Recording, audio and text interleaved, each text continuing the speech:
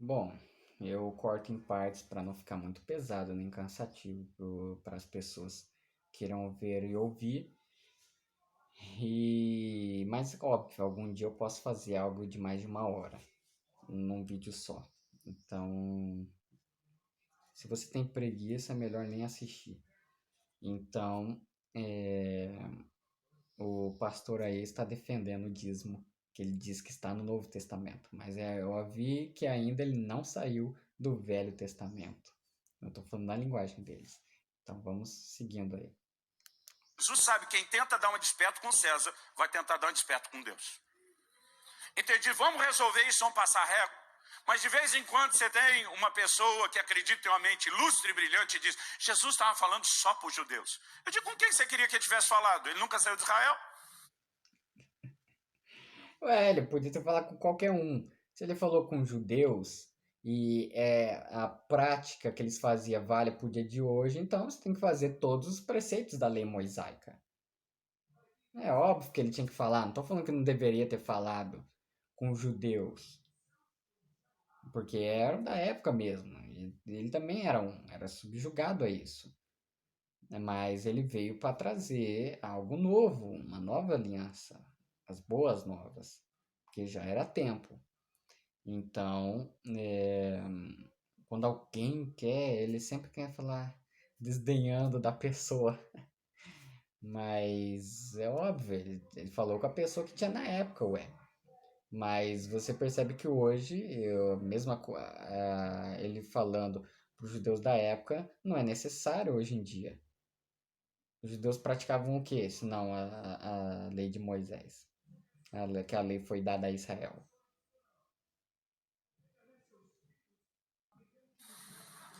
Agora a pergunta é: o ensino Aí o gado gospel ri pra caramba. O gado gospel acha tudo muito engraçado, entende? Acha tudo muito legal. Porque o líder aí tem que fazer a mente aos poucos das pessoas a falar que isso tem no Novo Testamento, não é só do Velho e também não é do Velho.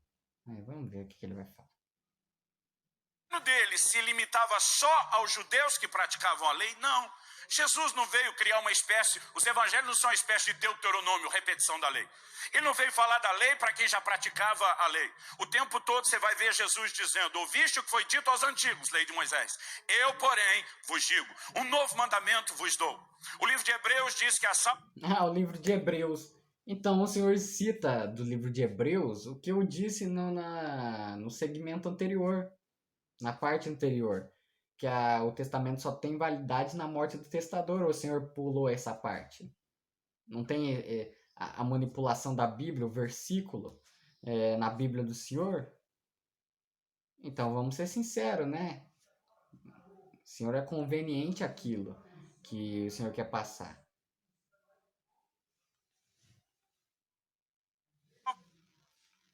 salvação foi inicialmente anunciada por nosso Senhor Jesus e continuada pelos apóstolos. Não há nada proclamado no Novo Testamento que não seja uma extensão do que Jesus ensinou.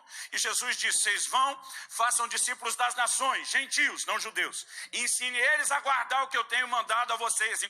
O dízimo. Vai lá e manda os apóstolos, discípulos a falar do dízimo para os gentios. Meu pai do céu. A gente era um imundo para aquela época. Se esse daí que está defendendo um preceito da lei, dizendo que é para os dias de hoje, no Novo Testamento, na Nova Aliança, e que o Messias defendeu, como se estivesse defendendo isso daí hoje em dia, que é um absurdo falar isso, às vezes é melhor me segurar. Vamos lá. Inclusive dar a César o que é de César, dar a Deus o que é de Deus, e dizer: dê o dízimo sem negligenciar a justiça, a misericórdia e a fé. Não, não, não. Não é o dízimo sem negligenciar a fé. Ele já quer misturar uma coisa a outra. Quer misturar uma passagem aqui com essa daqui. Calma aí. A gente já fez a interpretação das duas. Por que quer misturar do nada? Ele quer alguma coisa com isso. E tem que manter o processo religioso. E cortaram, não fui eu que cortei. Por isso que tem ali a marca d'água do vídeo show. E já o povo tá rindo aí já. Muito engraçado. Abre comigo no livro de Hebreus, no capítulo 7 de Eu gosto Hebreus. de Hebreus. Vamos lá. Vamos lá, pastor. Eu vou abrir aqui contigo agora. Aqui, ó, Hebreus, certinho. Vamos lá. A partir do versículo 1. O final do versículo 6, falando de Cristo, diz que ele é sacerdote para sempre, segundo a ordem de Melquisedeque. Sacerdotal é essa. A gente conhece a ordem de Levi ou de Arão.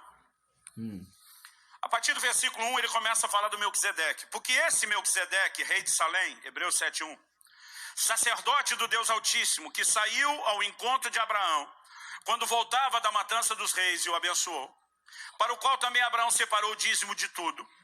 Primeiramente se interpreta rei de justiça, depois também é rei de Salém, ou seja, rei de paz. Sem paz, sem... Ô, pastor, falou pro pessoal que era o dízimo de tudo, né? Se ele voltou da guerra, qual que era esse dízimo? Mas vamos deixar. Mãe sem genealogia, que não teve princípio de dias nem fim de existência, entretanto feito semelhante ao Filho de Deus, permanece sacerdote perpetuamente. Há uma discussão na teologia se Melquisedeque é uma teofania, uma aparição de Cristo ou um tipo. Minha opinião é... Isso daí eu não vou discutir porque eu ainda não cheguei nisso daí, mas em breve vou estar com a opinião formada aí. Que é um tipo, o texto diz que ele foi feito semelhante. Mas independente do que a pessoa pensa ou acha, não muda o que vem a seguir. Ele segue agora falando de Melquisedeque. Considerai, pois, como era grande esse a quem Abraão, patriarca, pagou o dízimo, tirado dos melhores despojos. Ora, os que dentro... Ué, pastor, explica pro povo o dízimo da melhor parte dos despojos. Aí o senhor fala pro povo que está aí o que é despojo, o que era o dízimo dos despojos da guerra que o Abraão deu. O senhor faltou explicar isso. Então, se isso daqui é para praticar hoje em dia, então vou sair matando os outros e pegar roubo. Se o pastor aí não vai explicar, eu explico para vocês que estão assistindo. Despojos é objeto de roubo na guerra. É alguém entrar na sua casa, te matar, fazer tudo o que quiser com a sua filha ou seu filho e ainda te roubar e vai dar para alguém ainda. Isso é despojo, esse é o dízimo de tudo. É para praticar isso hoje em dia? Pastor, explica mais um pouco, né? Os filhos de Levi recebem o sacerdócio, tem o mandamento de recolher de acordo com a lei os dízimos do povo, ou seja, dos seus irmãos. Embora...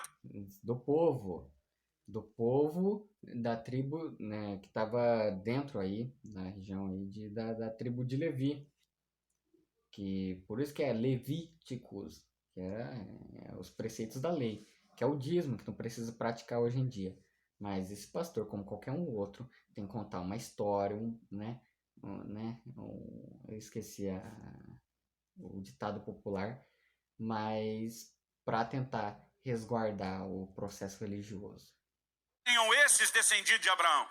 Entretanto, aquele cuja genealogia não se inclui entre eles, recebeu dízimos de Abraão e abençoou o que tinha as promessas. Evidentemente, é fora de qualquer dúvida que o inferior é abençoado pelo superior. Outra versão diz o menor é abençoado pelo maior.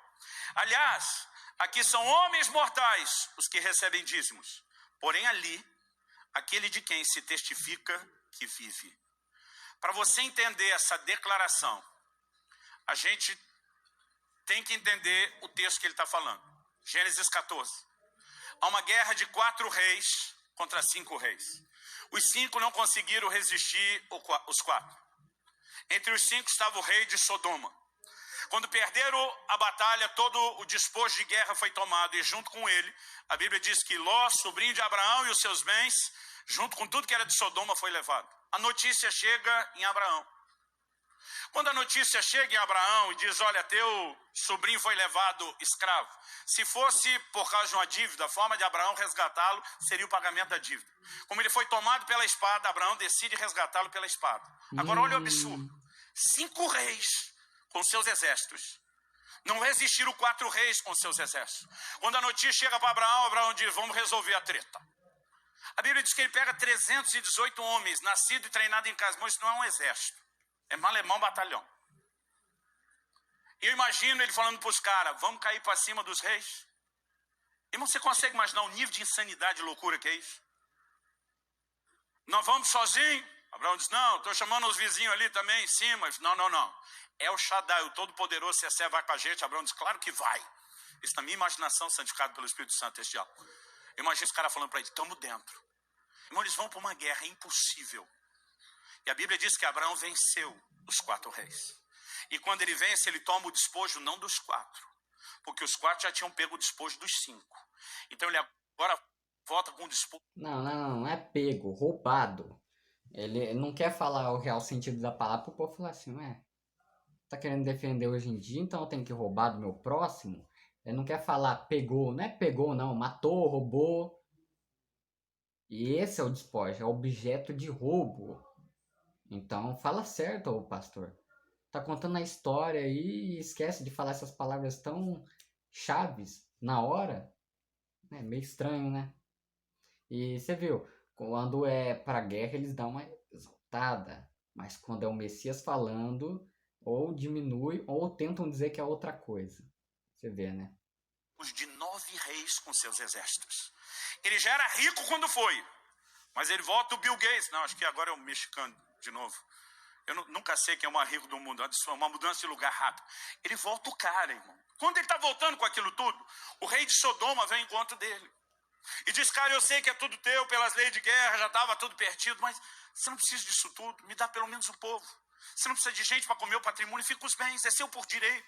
Me devolve o povo, que eu sem povo não sou ninguém. Abraão olha para ele e diz, eu não vou ficar com a sandália do que é seu. Imagina o rei de Sodoma dizendo, vai devolver tudo? Ele diz, tudo também não. Porque além do despojo de guerra que meus vizinhos pegaram, isso é decisão deles. Tem uma coisa que não é sua, não é minha, não é de nenhum de nós. A Bíblia diz que Abraão separa o dízimo de tudo. E não só o dízimo. Hebreus diz que ele tira o dízimo dos melhores despojos. O dízimo... Dos melhores despojos. Fala pro povo, que aí tá no texto bem claro, o que é o despojos da guerra. E se o senhor está enaltecendo isso positivamente, então o senhor está dizendo que o objeto de roubo, ou roubo não era roubo antes, ou o roubo era algo bom antes. Agora na boca do senhor está virando positivo, então. Então hoje em dia eu tenho que dar para Deus fisicamente, né, a parte do orçamento, igual o senhor quis dizer, na parte que o Messias fala que dá ao César o que é de César e do Criador o que é do Criador. Então eu vou ter que roubar do meu próximo, ou tenho que ir lá guerrear, pegar 300 e poucos homens e lá guerrear, matar e pegar os despojos de volta. Não é só a 10ª parte, é a melhor das 10 partes. É aí o otário que você tá aí. Você que tá passando fome aí, o otário dentro do meu templo. Você não é para dar só o 10% não. Isso não tá sendo suficiente. Tem que dar o melhor de tudo. Pode ser 20, 30, o que for do seu coração. Mas não se esqueça que tem que ser despojos. Mas eu não vou explicar para você o que é despojos. Eu só vou tentar incutir na sua mente alguma ideia de que falsa e sem base nenhuma de que existe no Novo Testamento e é para nós praticar. Claro, ele falou para os judeus, eram os judeus que estavam na época. Mas a gente tem que praticar. Olha o Messias falando. Ele tira o melhor do despojo e diz, nisso você não toca. E agora vem Melquisedeque, trazendo o quê? Pão e vinho. A Bíblia diz, feito semelhante ao Altíssimo.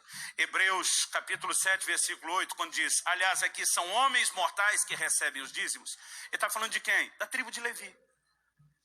Ele diz, porém, ali, ele está remetendo ao texto que envolve Melquisedeque e Abraão. Aquele de quem se testifica que vive. Então entenda que Melquisedeque é uma figura de Cristo, de um novo sacerdócio que viria depois substituir o sacerdócio levítico a quem Deus entregou os dízimos. Então, com isso em mente, vamos continuar lendo 9. Os dízimos. Mas que não era dinheiro, o pastor. O senhor não leu lá junto, dizendo que o Criador estava, o Salvador estava falando positivamente daquilo lá, que eles estavam fazendo certo, que é do Endo, da hortelã e do cominho? Então, não virou dinheiro. Ou virou dinheiro, ou era dinheiro na parte que o Messias falou, dar a César o que é de César. O Messias fez bem uma separação que vocês tentam misturar. Mas vamos lá que tá acabando isso daí. Por assim dizer, também Levi, que recebe dízimos, porque essa era a ordenança da lei, pagou-os na pessoa de Abraão, porque aquele não tinha ainda sido gerado por seu pai quando Melquisedeque saiu ao encontro desse. Preste atenção. A tribo de Levi é quem no Velho Testamento recebia os dízimos. Deus Certo. deu a eles o dízimo como destino, ok? A Bíblia diz que quando Abraão... O dízimo, que era a parte da colheita das pessoas, da que as pessoas recolhiam dos seus campos. Ou seja, era comida, vamos dizer assim, entende? se curva diante de Melquisedeque, a figura de um sacerdócio maior. Não é Abraão na tipologia que está entregando os dízimos, é Levi. Quem é Levi? Bisneto de Abraão. Abraão ainda teria Isaac, que teria Jacó, que Deus muda o nome para Israel, que teria os 12 filhos, e um deles Israel. é Levi. Mas nesse ato, porque a Bíblia está trabalhando uma tipologia que não pode ser desprezada, a Bíblia diz que... Israel, cara. Israel. Três criaturas. Mas pesquisa aí para você ver, é uma informação de bandeja. Levi ainda estava nos lombos do seu pai, em outras palavras, não tinha sido gerado, estava gerações lá atrás. Mas quando Abraão se curva diante de um sacerdócio maior, ele representa Levi. Ele representa a transição futura de um sacerdócio da velha aliança para um outro da nova. Oh, então ele conhece a velha e a nova aliança.